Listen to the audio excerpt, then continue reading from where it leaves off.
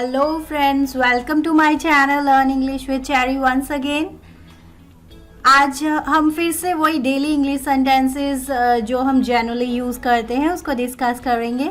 So let's continue with part 22 of daily English series.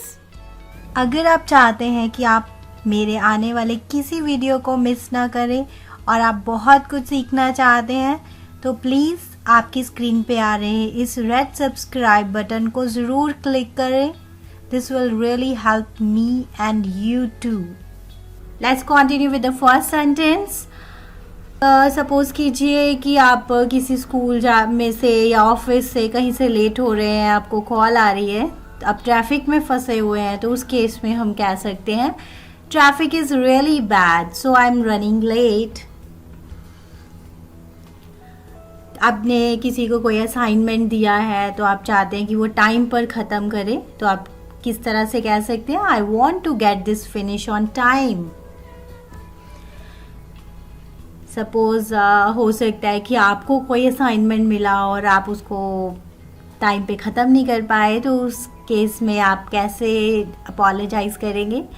I apologise for the delay, मैं देरी के लिए माफ़ी चाहता हूँ। मुझ पर चिल्लाना बंद कीजिए, स्टॉप येलिंग एट मी। हम रास्ता भूल गए हैं, वी हैव स्ट्रेड।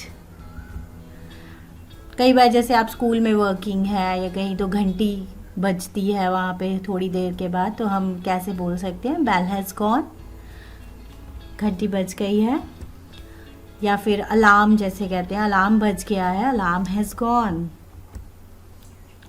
जैसे हम कहना चाहते हैं आप तो ऐसी मुसीबत में फंस गए, you got in to trouble for nothing. हर चीज़ का वक्त होता है, there is a time for all things. शर्माओ मत, डोंट फील शाय।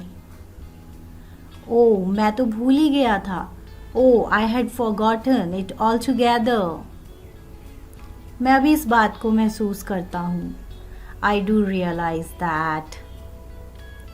कृपया मुझे मजबूर मत कीजिए, प्लीज़ डोंट कंपेल मी। आपने क्या मुझे मूर्ख समझ रखा है? डू यू कंसिडर मी अ फूल? मुझे बुखार है, लाइक आप डॉक्टर के पास गए हैं या कहीं भी दो चार बातें हमें बोलनी पड़ती है, फीवर है, I have some fever, like आपको कफ भी है साथ में, आई ऑल्सो हैव अ कफ, मुझे खांसी भी आती है। और पूछना चाहते हैं कि खाने में क्या ले सकता हूँ, what can I have to eat. कई बार क्या होता है गला ख़राब होता है, उस केस में तो जो जैसे किसी का गला बैठा होता है, इनफैक्ट हम पूछते हैं कि आपका गला क्यों बैठ गया, व्हाई आर यू हॉर्स। अब जैसे कहना चाहते हैं कि अब बुखार ठीक है, बुखार उतर रहा है, his fever is down now. ये कुछ ईडियम्स है जो हम जनरली यूज़ करते हैं। अपनी गली में तो कुत्ता भी शेर होता है, dog is a lion in his lane. ये एक जनरल सा वर्ड मेरे दिमाग में आया तो मैंने ऐड कर दिया कि जैसे हम किसी की शादी में बारात कहाँ जाए, where will the wedding party be going. आराम हराम है, to rest is to rust. आप जो कह रहे हैं मैं वह सब समझ रहा हूँ, I am following all that you are saying. या फिर मैं वो सब समझता हूँ जो आप कहते हैं, I follow all that you से। अब हो सकता है कि दो बंदों में लड़ाई हो गई, हम किसी को कहते हैं कि फैसला करवाने के लिए कहते हैं, naturally he will be the जज, तो हम कहते हैं आप ही अब इंसाफ करिए, जज for your self.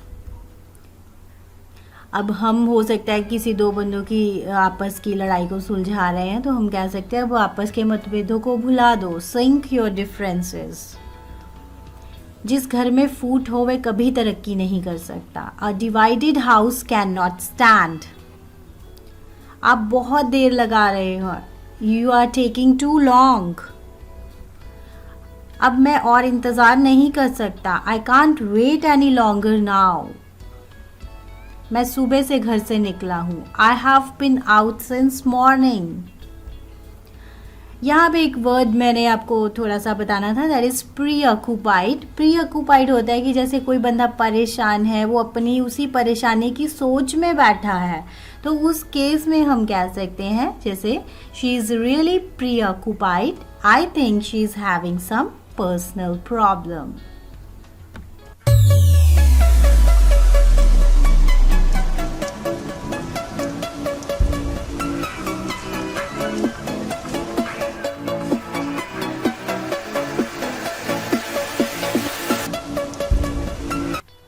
If you want my all videos, then you can type Learn English with Cherry, Learn English with Cherry in the search box and you will get my channel. This is my channel, Learn English with Cherry, and you need to click over here. Now you will get channel and you can subscribe my channel just by clicking on this red button so that you can get all my videos in future also. And you can get all these videos, these are my uploads, and can also click on show more for the previous videos. This is my daily English speaking series, and this is my daily English sentences series. You can join this English speaking course. Okay, have a nice day. Bye bye.